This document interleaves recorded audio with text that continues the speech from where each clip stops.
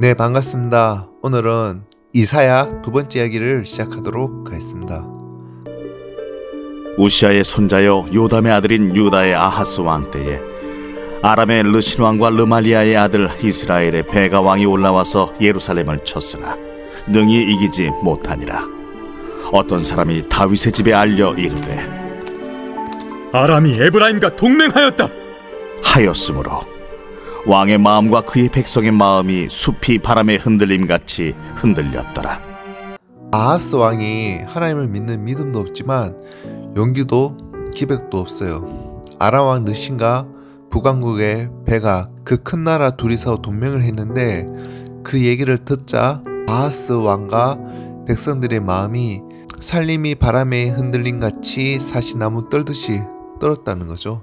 그때에 여호와께서 이사야에게 이르시되 너와 내 아들 스왈랴숲은 윗못 수도 끝 세탁자의 밭 큰 길에 나가서 아하스를 만나 그에게 이르기를 너는 상가며 조용하라.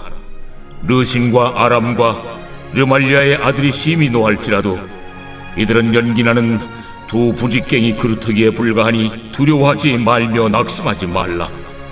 아하스 왕이 북왕국의 베가와 아람의 르신이 둘이 동맹했다고 해서 떨고 있으니까 이사야를 보내어서 그 둘이 합해봐야 연기나는 두 부직갱이라고 해요.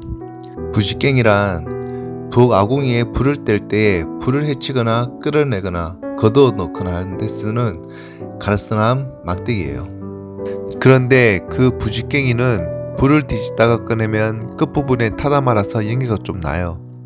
그러니까 북왕국과 아람나라 해봤자 연기나는 두 부직갱이라는 것은 아무것도 아니라는 거예요. 그러니까 두려워할 거 없다. 상가하면 종용하라. 침착해라. 이렇게 했는데 그럼에도 불구하고 아하스 왕이 사람이 도무지 침착하지 못하고 그저 안절부절하고 두려워하고 불안에 떨고 그렇게 하는 거예요. 그리고 8장에는 사마리아와 다메섹이 반드시 망한다. 사마리아와 동맹한 다메섹도 반드시 망하니까 두려워하지 말라는 것이고, 그리고 오랑캐는 늘 북쪽에서 내려와요. 예나 지금이나 오랑캐는 늘 북쪽에서 내려오는데 왜 북쪽에서 오냐면 북쪽에는 항상 춥고 배가 고프니까 남쪽으로 내려옵니다. 그래서 북쪽 땅은 고통받던 땅인데 9장에 전에 고통받던 자들에게는 흑암이 없으리로다. 옛적에는 여호와께서 스불론 땅과 납달리 땅이 멸시를 당하게 하셨더니 후에는 해변길과 요단 저쪽 이방의 갈릴리를 영화롭게 하셨느니라. 이게 왜 갈릴리를 이방의 갈릴리라 하냐면 유다 땅은 순수한 유대인만 살았고 중간에 있는 사마리아는 이스라엘 사람과 아수르 사람의 피가 섞였고 그 위에 있는 갈릴리는 아예 이방인들만 살았어요. 그러니까 내놓은 갈릴리야, 이방의 갈릴리. 유다는 유대인들만, 가운데 있는 사마리아는 피가 섞인 사람, 그리고 갈릴리는 아예 그냥 내놓은 땅이에요. 그런 땅인데도 불구하고 그 땅에 빛이 비칠 것이다. 그게 갈릴리에 예수님이 오실 것을 미리 예고하는 거예요. 이방의 갈릴리를 영화롭게 하실 때가 있을 것이다 라는 거죠. 흑암에 행하던 백성이 큰 빛을 보고 사망의 그늘진 땅에 거주하던 자에게 빛이 비치도다 하면서 메시아가 거기에서 일하실 것을 보여주신 것인데 어떤 식으로 이루어지냐면 이는 한 아기가 우리에게 낳고 한 아들을 우리에게 주신 바 되었는데 이 세상에 하나님이 큰 일을 하시려고 할 때 제일 먼저 준비하는 게 아기예요. 이스라엘 백성을 애굽에서 이끌어낼 때도 한 아기를 준비하셨죠. 마찬가지로 이번에도 이스라엘에서 이끌어낼 한 아기가 준비되어 온다는 거죠. 이는 한 아기가 우리에게 낳고 한 아들을 우리에게 주신 바 되었는데 그의 어깨에는 정사를 메었고 그의 이름은 기묘자라 모사라 전능하신 하나님이라 영존하시는 아버지라 평강의 왕이라 할 것임이라. 한 아기가 낳는데 그 아기에게 붙여진 칭호가 굉장하죠. 그러니까 애굽 때도 한 아기를 예배해가지고 큰 일을 하신 것이고 사사 때도 사무엘이라는 한 아기를 준비해가지고 위대한 일을 하는 것이고 세례 요한 때도 한 아기를 준비해가지고 예수님 오시는 길을 예비하는 것이고 예수님도 한 아기로 오신다는 거예요. 근데 7절을 보면 그 아기가 그 정서와 평강의 더함이 무궁하며 또 다윗의 왕좌와 그의 나라에 군림하여 그 나라를 굳게 세우고 지금 이후로 영원히 정의와 공의로 그것을 보존하실 것이라. 만군의 여호와의 열심히 이를 이루시리라. 그러니까 적어도 지금 현재 이사야 당시에는 그때는 어떻게 할 수 없지만 하나님이 이 세상에 개입해 오는 역사는 한 아기를 주시면서 시작된다는 거예요. 근데 그 아기로 말미암아서 다윗의 왕권이 회복되고 그 정사와 평강의 더함이 무궁하며 다윗의 위가 그 왕권이 영원토록 보존될 것이다. 그런 얘기죠. 그리고 10장에는 아수르 사람이 좀 까불고 있는데 언젠가 아수르가 까불다가 망한다는 얘기를 하고 있어요. 10장 15절에 도끼가 어찌 찍는 자에게 스스로 자랑하겠으며 톱이 어찌 켜는 자에게 스스로 큰 채 하겠느냐.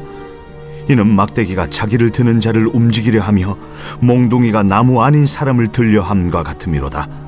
그러니까 아수르 나라를 하나님께서 때로는 징벌하는 몽둥이로 한번 써먹는데 아수르가 잘나서 이긴 줄 알고 까불어요.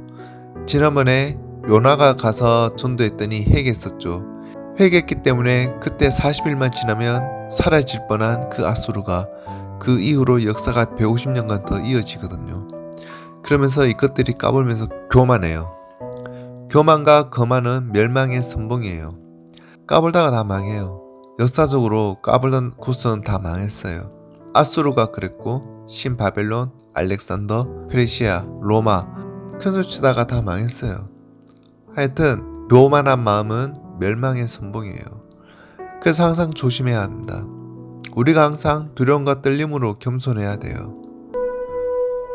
이새의 줄기에서 한 싹이 나며 그 뿌리에서 한 가지가 나서 결실할 것이요 씨에서 싹이 나고 싹이 움을 돋고 움이 순이 되어서 가지가 돼요.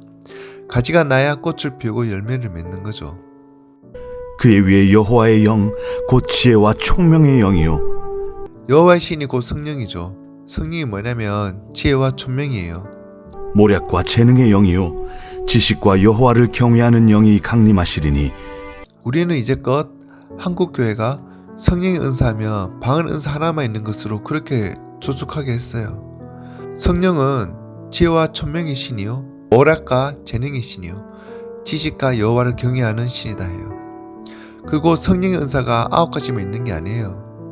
고린도 교회 당시에는 9가지만 보였지 지금은 100가지 이상 넘어요. 정교하고 공교하게 만드는 기술도 성령의 지혜로 주어진 것이고 음악의 은사, 찬양의 은사 이것은 연습한다고 되는 게 아니에요. 그래서 이새의 줄기에서 한 싹이 나는데 거기에서 성령이 임한다는 것이고 12장은 나의 하나님은 구원시다 하는 감사 노래를 하고 있고 13장부터 16장까지는 바벨론과 블레셋과 모압의 교만 때문에 내가 반드시 망한다 해요. 자, 오늘은 여기까지 하겠고 다음 시간에 세 번째 이야기를 하도록 하겠습니다. 감사합니다.